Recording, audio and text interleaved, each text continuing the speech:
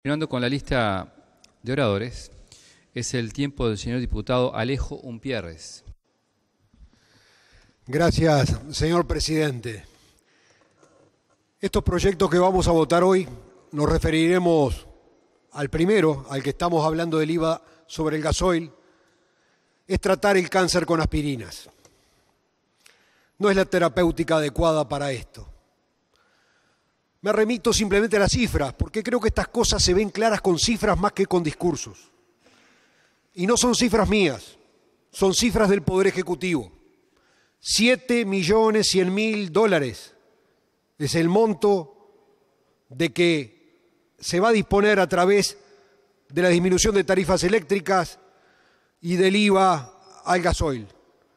Están determinados los beneficiarios, lo dijeron en la Comisión de Hacienda del Senado.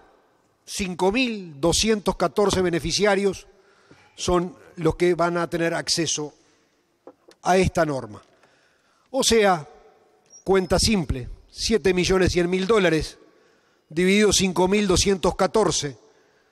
Cada productor beneficiado, entre comillas, va a recibir $1.385 en el plazo de un año.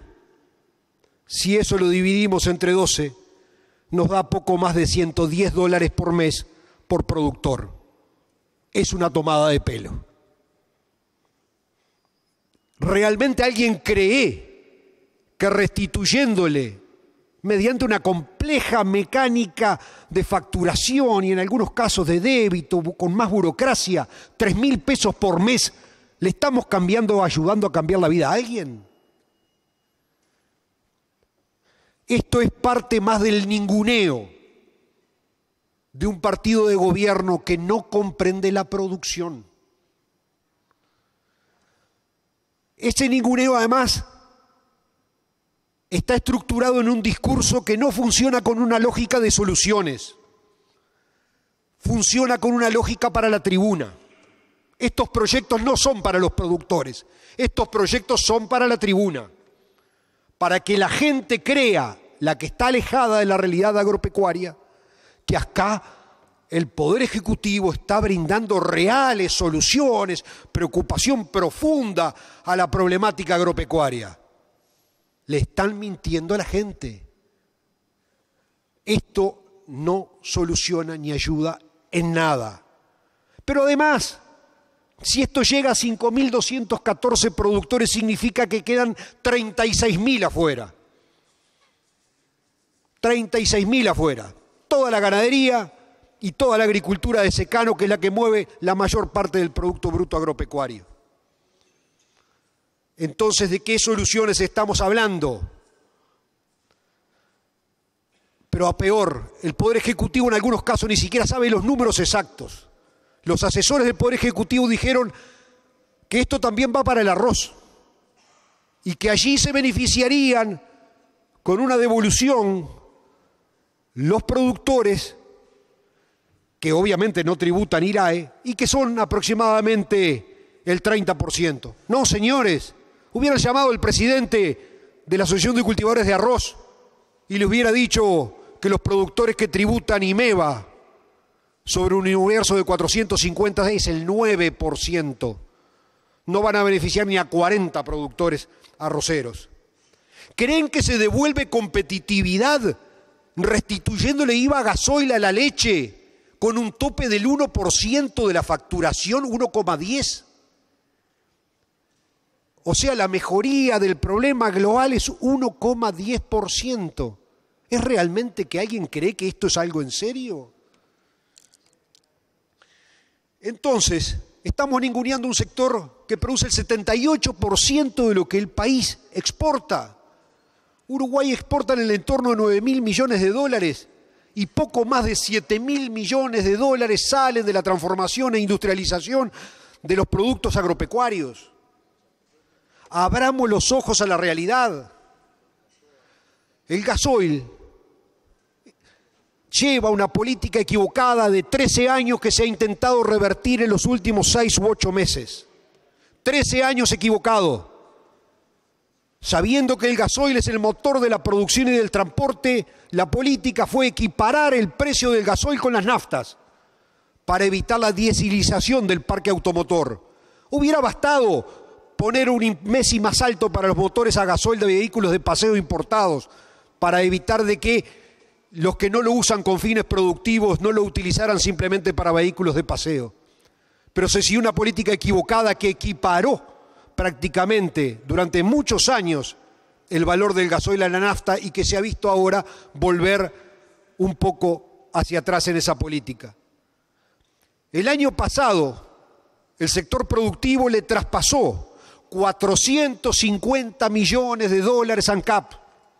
Véase la cifra, 450 millones de dólares que no fueron a políticas sociales, fueron a tapar el agujero de ANCAP. Fueron a tapar el déficit, las desprolijidades, el despilfarro, la mala gestión. Ahí fueron 450 millones de dólares que se le sacaron a los bolsillos de los productores y del trabajador uruguayo, al tiempo que el campo perdía 10.000 puestos de trabajo. Esta es una lógica y una ecuación que no puede continuar prosperando. El año pasado, cuando la refinería se detuvo por sus reformas, nos enteramos de que cruzando el mar Báltico, el mar del Norte y el océano Atlántico, llegaba desde Estonia gasoil a 14 pesos el litro en el puerto de Montevideo. 14 pesos. Si a eso le agregamos toda la carga tributaria nacional para que DGI no tenga ningún tipo de pérdida en su recaudación, el valor sería 28 pesos y estamos pagándolo los uruguayos a 41 pesos con 80, 50% por encima del precio de paridad de importación sin que Impositiva pierda un solo dólar. ¿Es que vamos a continuar con esta política de un país al servicio de una empresa en vez de una empresa al servicio del país? Obviamente, lo tenemos claro, para nosotros el fin de esto es la desmonopolización de los combustibles.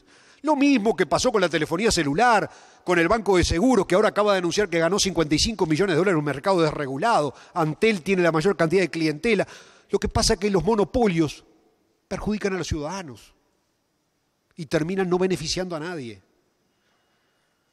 Cuando se abrieron los mercados, nos beneficiamos todos, hasta las propias empresas estatales, que mejoraron su gestión, mejoraron la calidad de sus servicios y también terminaron mejorando sus balances.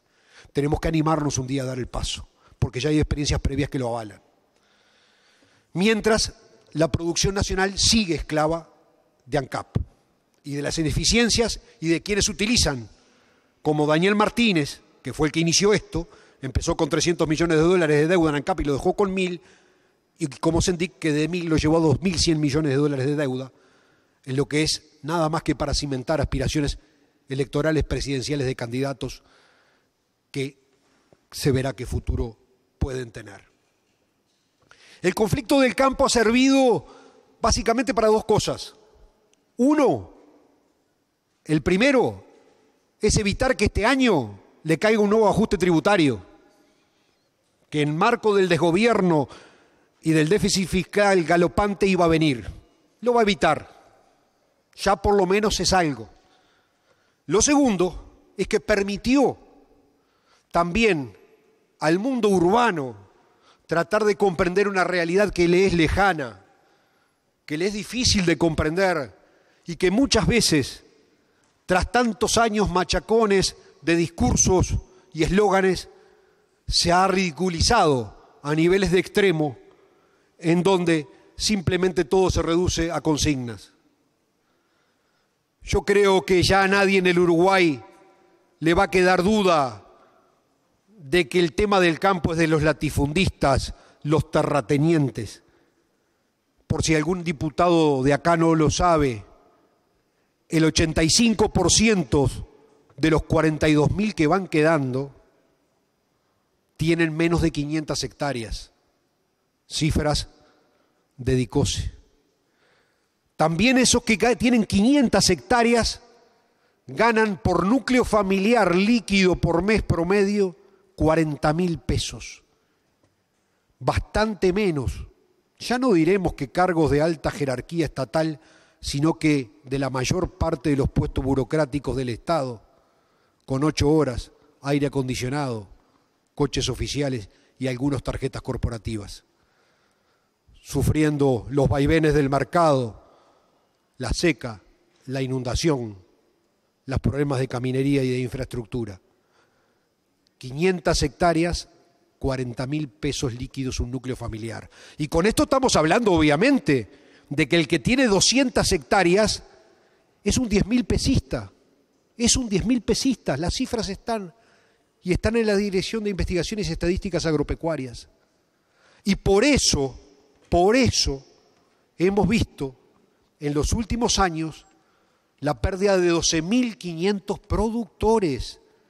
De un universo de 53.000 se nos fueron 12.500 productores en los últimos 10 años. ¿Y se fueron cuáles? Los más pequeños, del entorno de 100 hectáreas para abajo y hasta 200 hectáreas, porque no soportaron la marejada de costos, porque cuando la creciente sube, cuando el agua sube, el primero que se ahoga es el petizo.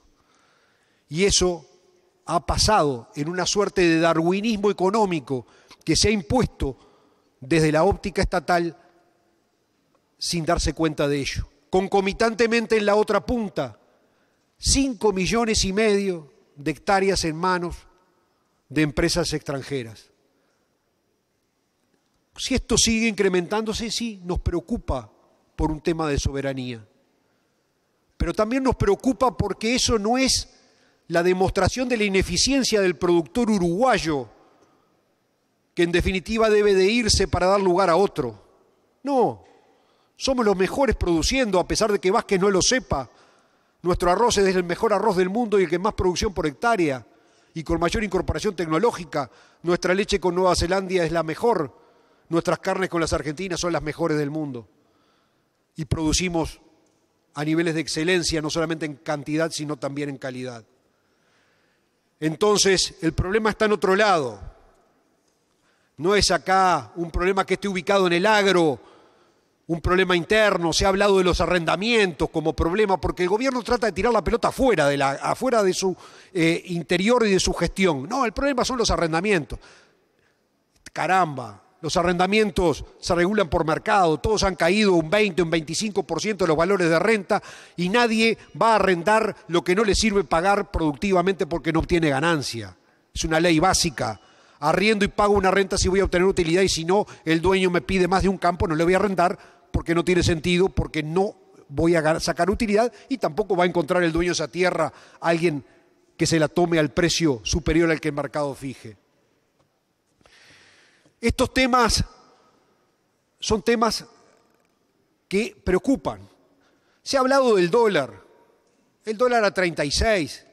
No digamos que el dólar tiene que estar a 36, pero que hay un rezago cambiario, lo hay. En los últimos 10 años tenemos 73% de inflación y 43% del aumento del valor del dólar. Hay una brecha de un 30% de valor. Y se nos dice, el Estado sale a mantener la cotización comprando dólares. Eso es verdad, pero es la mitad de la verdad. La otra parte de la verdad, la que no se dice, es que el Poder Ejecutivo, para financiar el creciente gasto público, está emitiendo letras de regulación monetaria en pesos para obtener dólares y con ello está metiendo más liquidez en la plaza, retirando dólares, no con pesos, que sería lo que mantendría la relación, sino inyectando pesos. Y eso es parte del discurso de lo que no se habla. No se trata acá de eliminar políticas sociales ni de rebajar salarios, basta de cucos. Primero porque el salario es un elemento central de democratización en la vida de una sociedad y dinamiza la propia economía, el consumo y el sector productivo, industrial, capitalista. El tema está en otro lado, es el déficit público. La de recaudación el año pasado creció y el déficit se mantuvo. Tenemos 2.000 millones de dólares de déficit en los últimos años en forma sostenida. ¿Qué significan 2.000 millones de dólares? Para que tenga idea la gente, significa 4 veces las ventas totales de productos lácteos del Uruguay. Significa 1 vez y más de las ventas de carne, que son 1.500 millones de dólares. Representa casi 2 veces la venta de productos forestales, que son 1.200 millones de dólares. Y a eso sumemos que estamos pagando 2.300 millones de dólares por servicio de deuda en concepto de intereses. Se trata de combatir eso. Voy a redondear, señor presidente, en vista del tiempo que me queda. Hay que combatir. El presidente Vázquez entró en un laberinto, general en su laberinto. Y cuenta la mitología que Teseo, para querer matar al Minotauro, entró a un laberinto. Entró, y para poder salir, para volver, Ariadne, su esposa amada, le había dado un ovillo con hilos de oro que iba dejando para poder volver al camino. El gobierno entró en el laberinto del gasto público sin ovillo, sin saber cómo salir. Y hoy está atrapado en su propio laberinto. Las formas de combatirlo, señor presidente, han sido impuestos tarifas y deuda externa creciente, poniendo en peligro incluso el sagrado grado inversor. Tenemos posibilidades, y cierro, una regla fiscal que este partido estoy seguro que estamos dispuestos a votarla si el gobierno lo pone en la rendición de cuentas. Regla fiscal, no gastar más de lo que se recauda. Y empezamos a desandar el camino. Vamos a no rellenar vacantes. Permítame cerrar. Vamos a terminar vacantes, vamos a no rellenar vacantes. 33%, como dijo Astori, eso nos representa 6.000 funcionarios menos por año. Son 72 millones de dólares menos en salarios, a promedio de $1.000 por mes cada funcionario. 72 millones de dólares. Estamos a tiempo, pero claro, hay que pensar... Por favor, diputado, le agradezco. El futuro del país y no en lo electoral coyuntural. Tenemos un gobierno que es una suerte de camión sin frenos y embajada. Todos le avisamos, somos meramente la oposición. El gobierno no sabe, no puede y lo peor, creo que no quiere. Gracias. De nada, diputado.